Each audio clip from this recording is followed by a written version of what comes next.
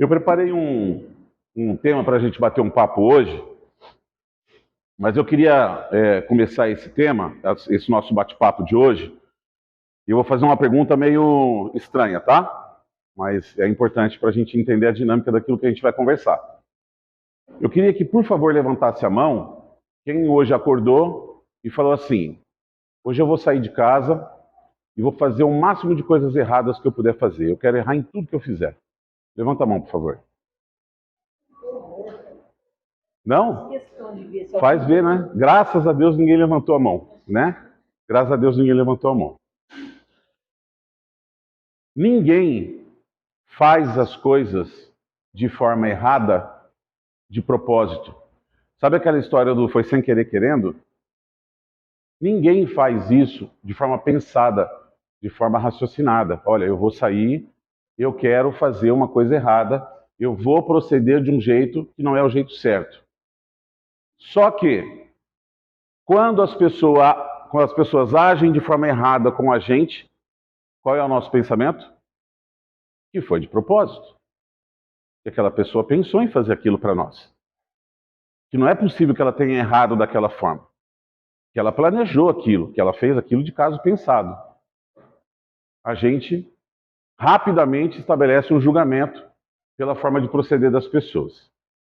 E aí eu quero fazer uma segunda pergunta. O que é o certo? Julgar as nossas atitudes erradas ou julgar a atitude errada do outro? Quem acha que é do outro, levanta a mão, por favor. Quem acha que é a nossa própria atitude, levanta a mão.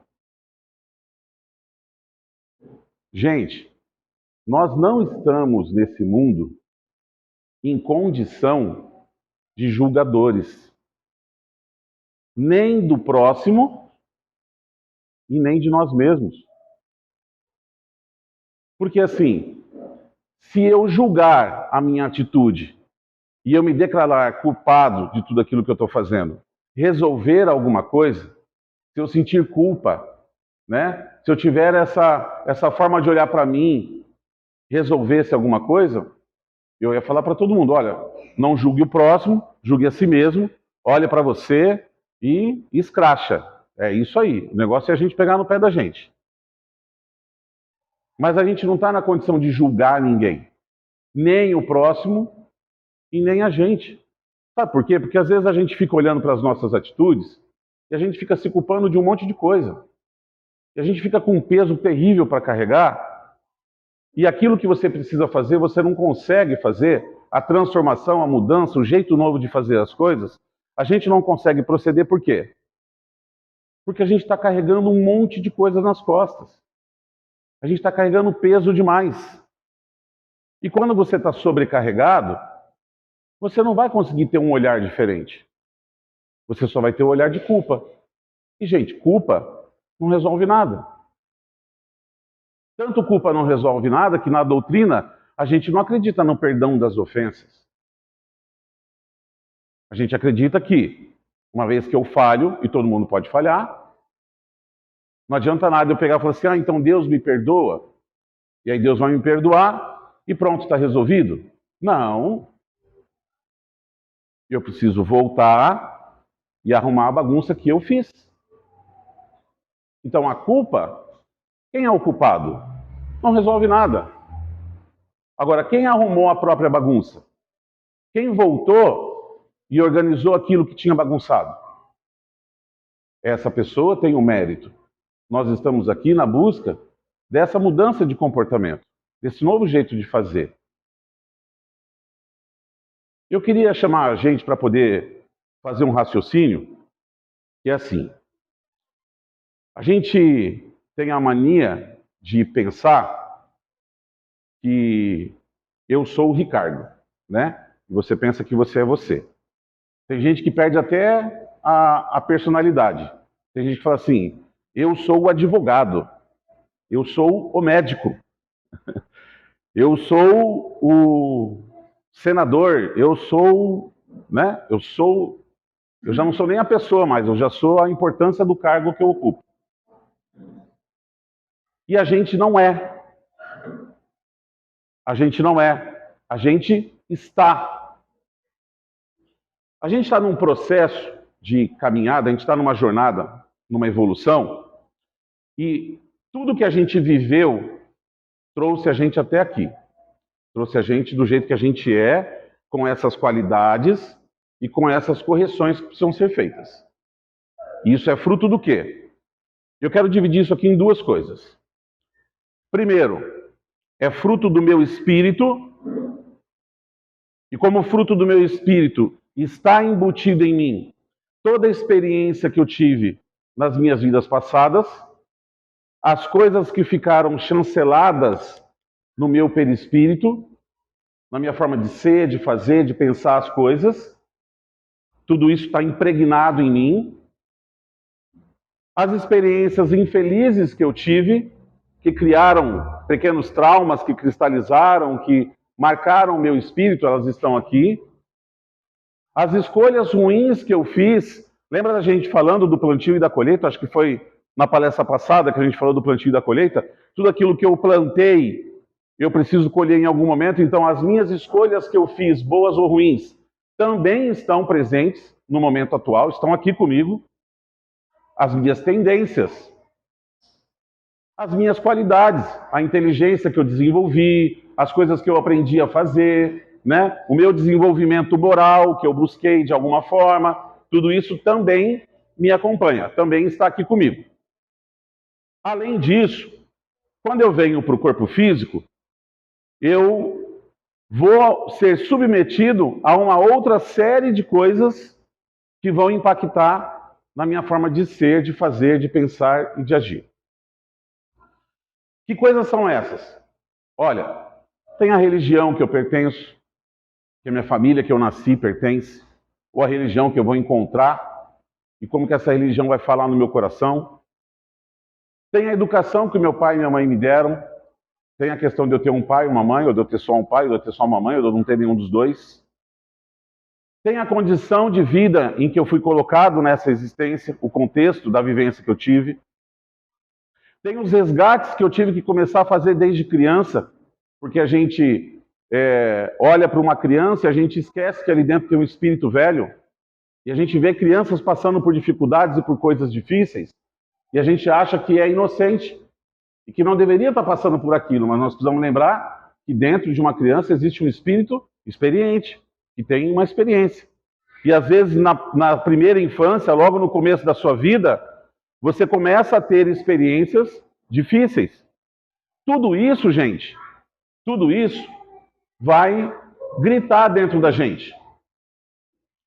Tudo isso vai gritar dentro da gente. E aí, esse monte de coisas do Ricardo é de um jeito. Mas esse monte de coisas da dona Regina não tem nada a ver com as coisas do Ricardo. Essa bagagem que o Ricardo traz, da dona Regina, é completamente diferente. Do Jorge, é completamente diferente. De cada um de nós, a bagagem, gente, não tem nada a ver com a do outro. Nada a ver. A experiência é completamente diferente. Só que a gente estabelece um jeito de olhar para o outro, imaginando que daqui, da minha condição, daquilo que me trouxe até aqui, de quem eu sou, ou estou nesse momento, porque eu não sou, eu estou, de quem eu estou nesse momento, eu consigo olhar o que minha irmã está vivendo, o que minha irmã está vivendo, o que meu irmão está vivendo, o que ele está passando, as decisões que ele está tomando, a forma como ele está escolhendo viver aquilo, porque tem duas coisas, né? Tem o que eu vivo e como eu reajo àquilo que eu vivo. São duas coisas distintas. Tem gente que está passando por calamidades e está com o espírito flutuando. Tem gente que está passando por coisas simples e está se arrastando, né? Então, como eu vivo. Eu olho para tudo isso e daqui do jeito que eu estou, do jeito que eu sou hoje, é fácil eu olhar e falar assim, eu faria diferente. Não acho que ele está certo. Acho que ela tomou uma atitude que não é a atitude correta. Eu faria diferente dela. E a gente não está nessa condição. A gente não tem condições de fazer essa avaliação. Por quê? Porque você não tem um contexto de vida dela. Você não tem a experiência dessa vida dela. Você não tem as experiências das vidas anteriores daquela pessoa. Tudo que trouxe ela até esse momento é completamente diferente de tudo que te trouxe. Se você tivesse exatamente as mesmas experiências e tivesse vivenciando a mesma situação, o que é provavelmente impossível, e ainda assim, sendo impossível, você escolhesse diferente dela, aí ok. Aí a gente poderia falar, não, nós somos idênticos em tudo, em todas as possibilidades, e nós fizemos escolhas diferentes. Ainda assim, resta a avaliação do que é certo e do que é errado. Porque ela pode olhar a sua atitude e falar, eu acho que o Ricardo errou. E eu olhar a atitude dela e achar que ela errou. Nós não estamos aqui, nesse processo nosso, para olhar para o outro e achar que eu poderia fazer diferente. A gente tem que olhar para as pessoas que, assim como nós, não acordamos hoje de manhã com o objetivo de errar tremendamente. Nós saímos da nossa casa, saímos da nossa cama, saímos para a nossa vida para quê? Para acertar. E a gente acerta bastante. Mas a gente erra bastante também. Bastante também. Então a gente não pode olhar para o outro achando que ele está fazendo alguma coisa de propósito. E quando eu sou o alvo dessa falha, que no meu ponto de vista é uma falha, quando eu sofro os reflexos disso, quando eu olho para isso e gostaria que isso fosse diferente. Mas eu preciso ter esse cuidado do olhar e saber o seguinte, olha, o meu irmão e a minha irmã, com tudo o que eles trazem de bagagem, com toda a dificuldade que é estar aqui, não é fácil estar no corpo físico, estar de volta aqui no mundo, estar de volta aqui na reencarnação, não é uma coisa simples. Se fosse simples, nós não veríamos em tantos e tantos livros, tantos romances, né? Os espíritos, quando estão reencarnando, falam assim, e agora? Agora eu vou ter que voltar. Vai ser, estou preocupado, estou ansioso, né? Me preparei e tudo, mas sabe como que é lá, né? Lá no corpo físico a coisa é complicada. Porque tudo isso, essa ebulição de coisas, se apresentam na sua vida. Então, cada um de nós, durante a nossa vida, hoje, durante o dia de hoje, nós fizemos várias escolhas. Cada um de nós fez um monte de escolhas. No teu dia, de hoje, não estou nem falando da semana, não estou nem falando da tua vida. Hoje. E todas as escolhas que você fez tentando fazer o quê? Acertar. Você fez o melhor que você conseguia fazer. Você fez aquilo que no teu entendimento era a melhor escolha. Então, eu preciso ter esse olhar para o outro. Eu preciso olhar para o outro e entender que ele está dando o melhor dele. Que ele está fazendo o que é possível fazer. Ele está se entregando para tentar viver da melhor forma possível. E, gente, não vai agradar. Não vai agradar. E aí eu pergunto, tem obrigação de te agradar? Você vive para agradar todas as pessoas que estão à sua volta? É assim que você vive? Se você vive assim, você está errado. O seu maior compromisso é com a sua vida, com a sua evolução. O seu maior compromisso é com o seu aprendizado. Por isso que eu disse, eu não posso julgar nenhum outro e não posso julgar a mim. O que eu tenho que fazer? Eu tenho que aprender. Com tudo que eu viver, eu tenho que aprender. A minha maior missão, o meu maior projeto dessa existência é a evolução moral. É a única coisa que conta. É a única coisa que a gente vai levar.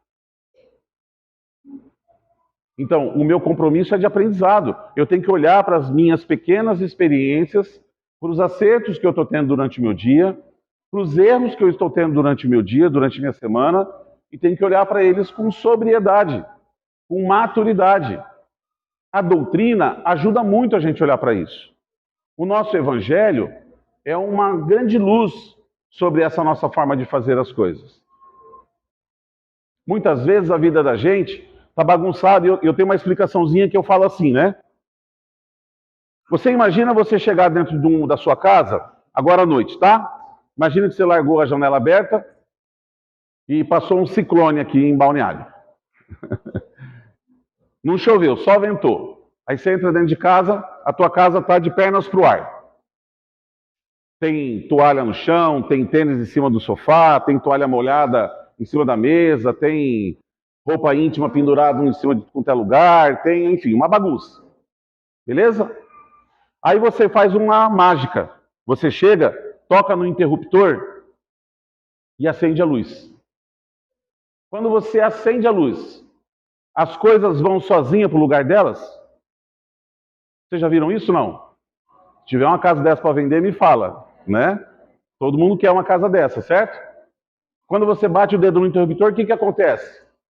Acende a luz. Para que serve a luz? Para você ver aonde está a bagunça e arrumar a bagunça. Tem gente que imagina que começa a estabelecer um relacionamento com Jesus, que começa a estabelecer um relacionamento com Deus, que começa a aprender o Evangelho, começa a estudar, que vem na casa espírita, e acha que as coisas vão se resolver por uma obra de um milagre divino. Porque Deus vai, pim, pim, pim, pim, faz uma vida nova para mim. Pum! Triste notícia. Não vai rolar. Não é assim que as coisas funcionam. Não é assim que as coisas funcionam. Nós vamos acender a luz, o Evangelho vai ajudar a gente a enxergar aonde está a bagunça. E aí nós vamos ter que olhar para essa bagunça. E eu vou me desesperar com a bagunça? É uma opção. Vai ajudar a arrumar? É igual a gente arrumar a casa chorando, né? Ai, que nervoso, vai dobrando as coisas que estava tudo bagunçado.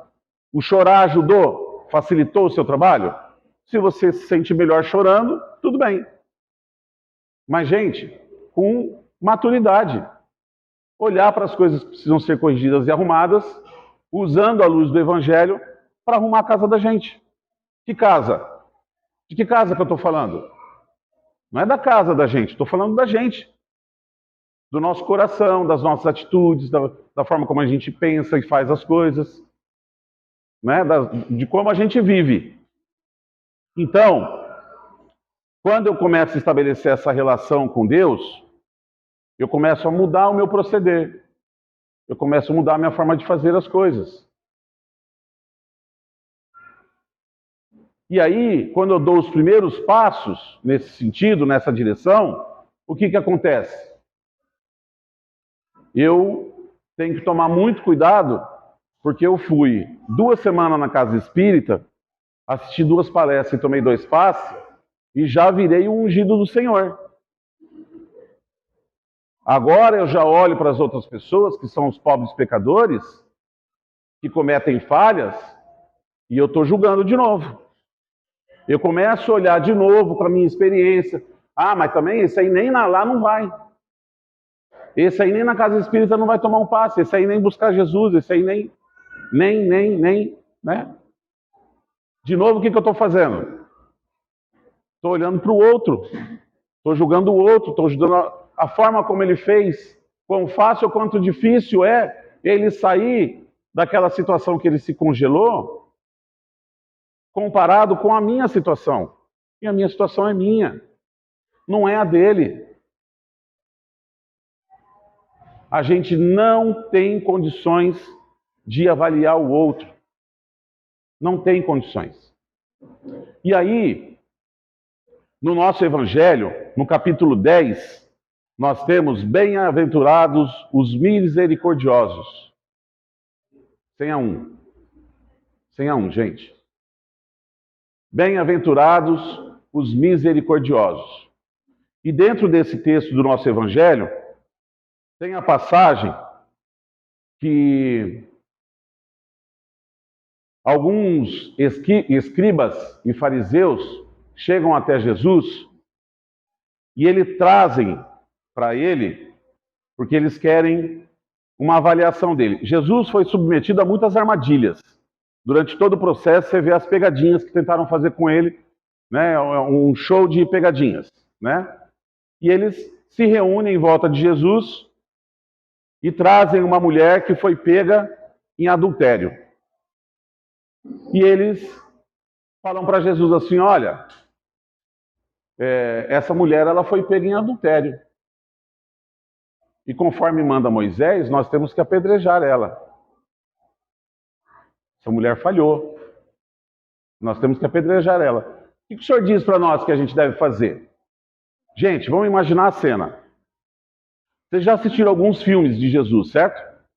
Daqueles filmes que tinham sacerdotes, tinham lá os fariseus, aquele pessoal, né? E eles eram bem empolgados na fala, né? Eles eram bem nervosos com Jesus. Então, a gente não imagina que eles chegaram de uma forma tão amistosa. Primeiro, que eles não tratavam essa mulher como alguém digno de qualquer coisa. Então, muito possivelmente, estavam arrastando ela. A gente precisa ter o cenário, ter o contexto. Estavam arrastando ela.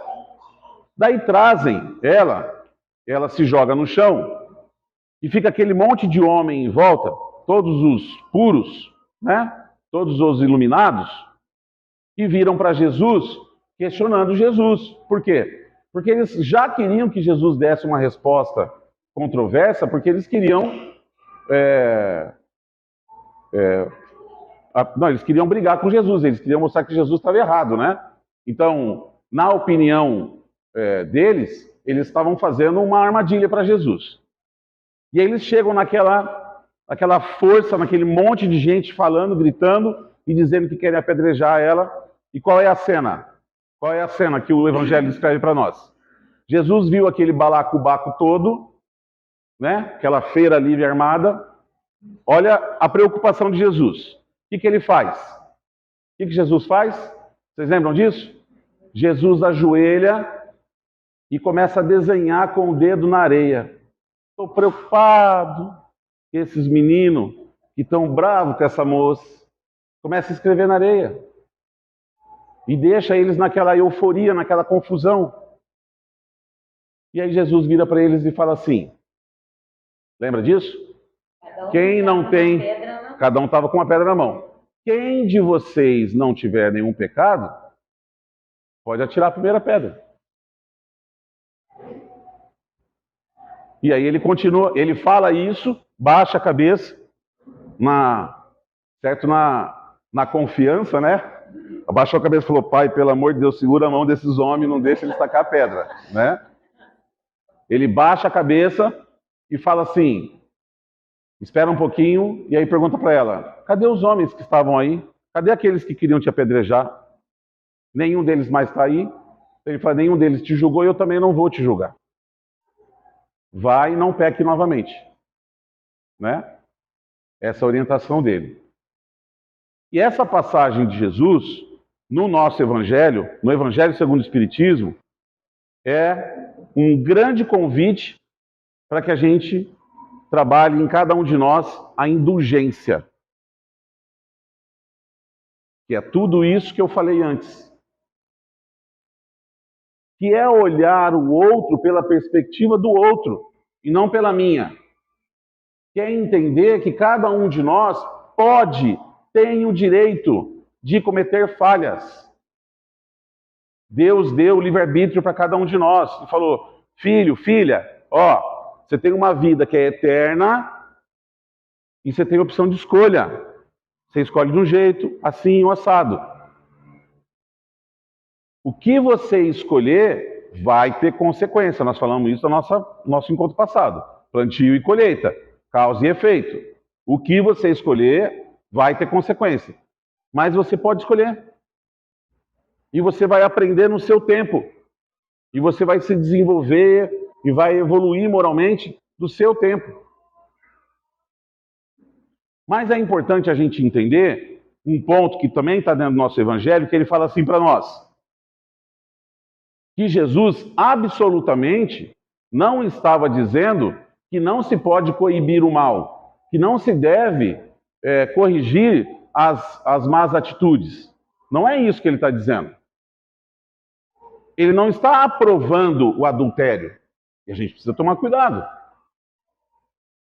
Mas o que ele estabelece é uma condição de moralidade.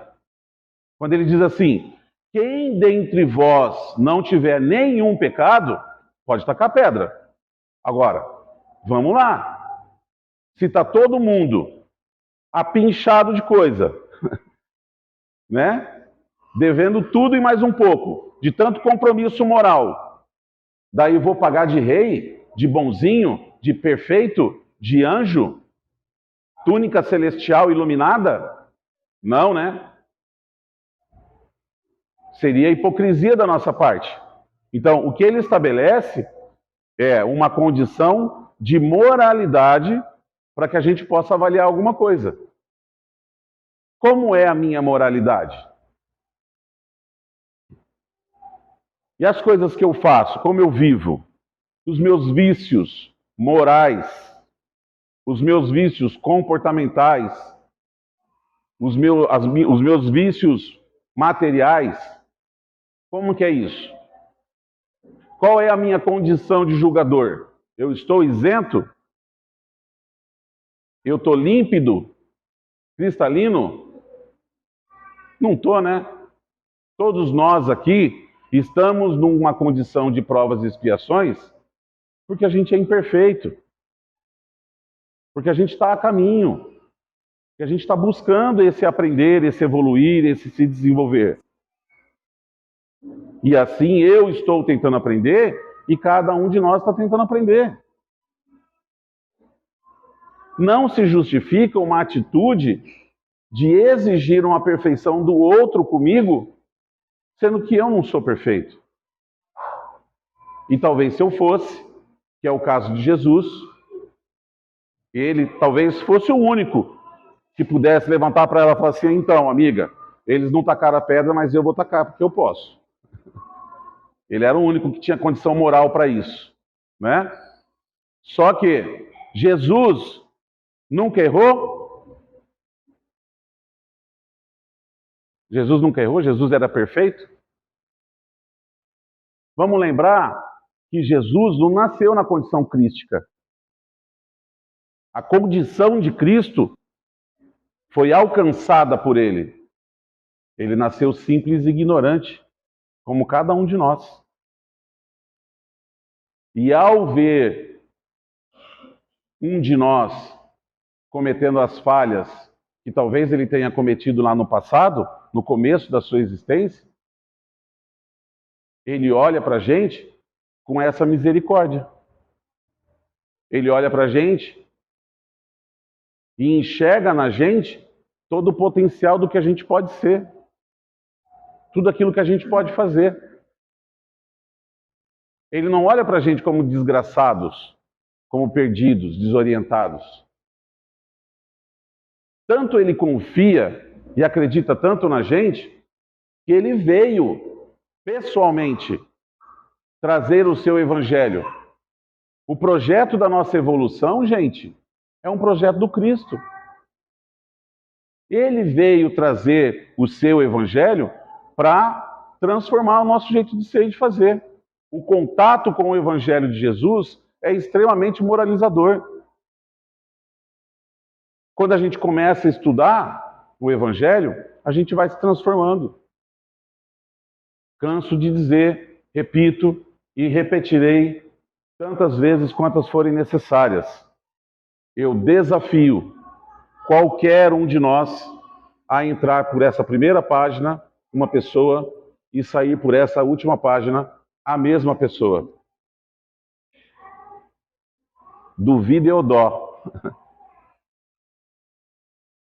Quem quiser topar o desafio, está aqui o livro.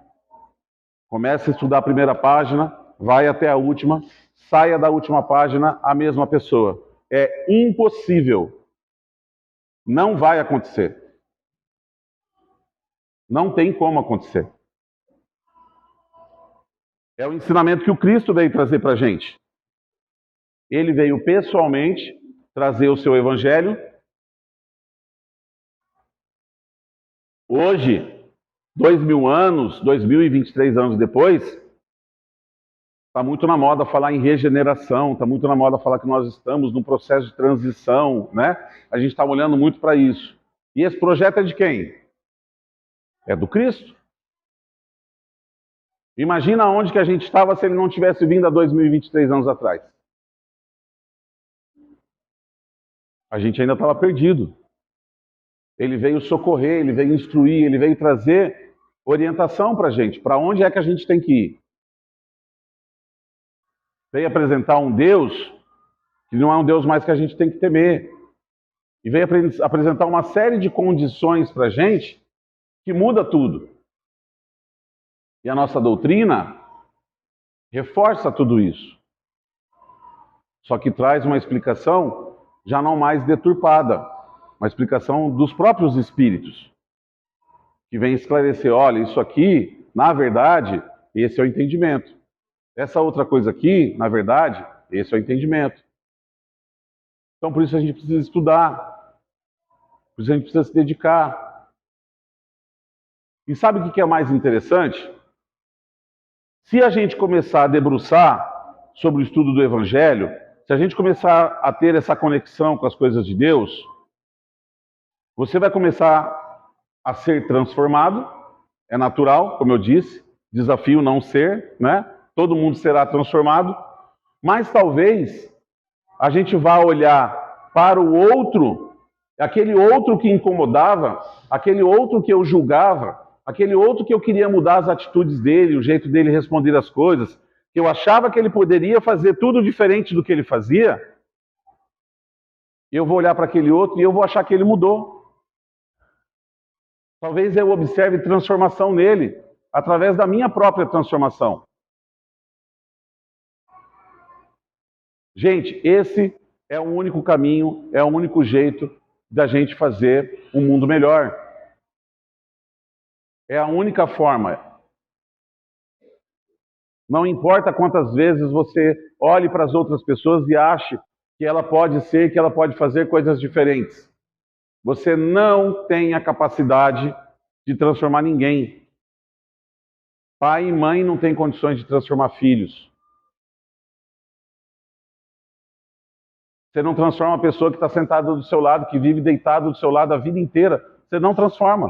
Você não tem essa capacidade. A única possibilidade que você tem é de se transformar.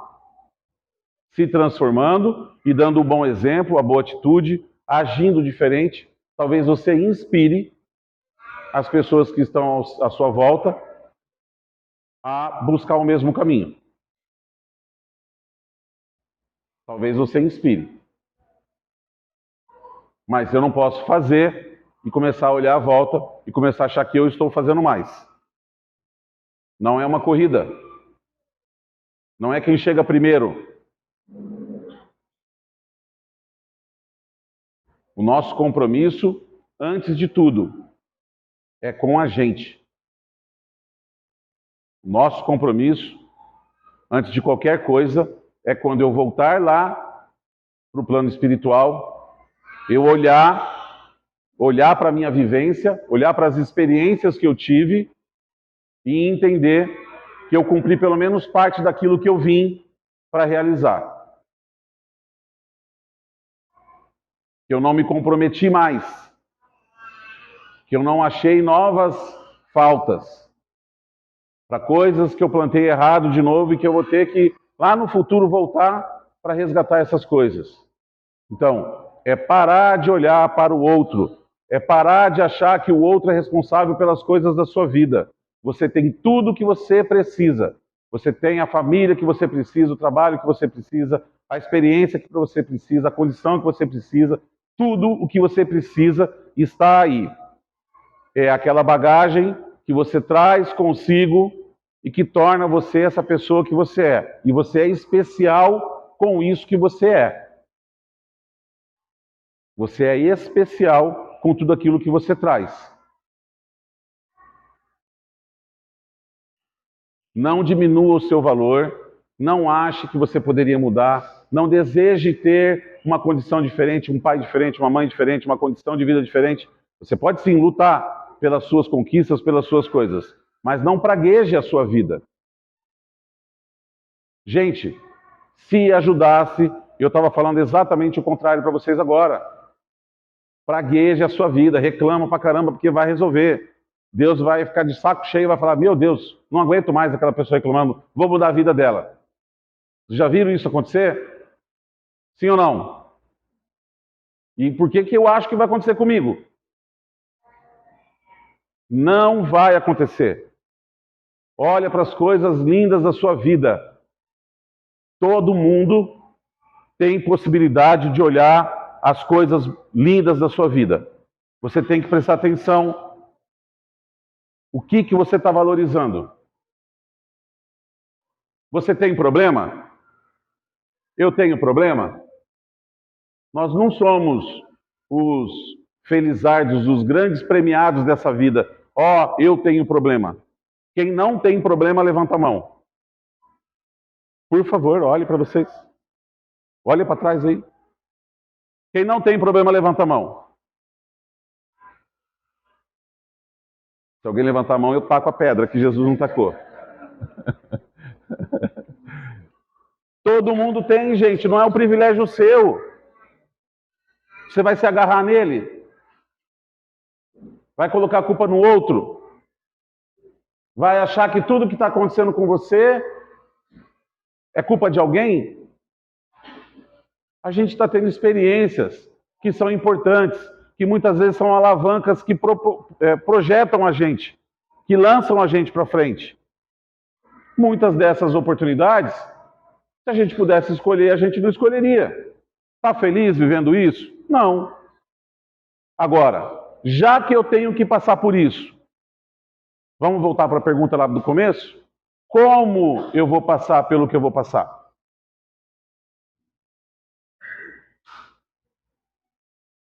Essa é a pergunta que nós temos que fazer. Como o outro está passando pelo que ele está passando? Como será que ele está passando pelo que ele está passando? Será que está fácil para ele? Será que aquela atitude rebelde, aquela atitude mal-humorada, aquele jeito de fazer as coisas que não me agrada, será que é porque está legal? Não deve estar legal, né? E o que ele precisa naquele momento? De alguém que chega para ele e fala assim, não gostei da sua atitude? Ou de alguém que chega e fala assim, meu irmão, eu não sei o que você está vivendo, mas tenha certeza absoluta que existe alguém cuidando da sua vida e que as coisas vão melhorar, em algum momento vai melhorar. E tudo passa. E seja o que você estiver vivendo, vai passar também. Já pararam para pensar que isso pode mudar o dia daquela pessoa, que isso pode mudar a semana daquela pessoa, que isso pode mudar tudo daqui para frente? E quanto que custa a gente mudar de atitude? Nada. Eu só preciso deixar de ser o julgador e passar a ter a indulgência que Jesus, vou dizer que ele convida, né? Nessa passagem. Ele convida, mas é quase que uma imposição. Olha, nós precisamos ser indulgentes. Nós precisamos olhar para o outro que está vindo com tudo que ele carrega e está despejando em você por algum motivo. Que a gente possa olhar mais para nós, sem julgamento, mais para aquilo que eu preciso corrigir em mim, e que eu possa ter mais essa misericórdia, essa indulgência, esse jeito amoroso de olhar para o outro, por mais que o outro esteja pisando no meu calo, que eu tenha essa paciência de entender que ele está no processo dele, ela está no processo dela, e que todos nós estamos tentando acertar, que ninguém acordou hoje cedo e saiu da cama pensando, eu vou fazer tudo de errado. Amém? Amém.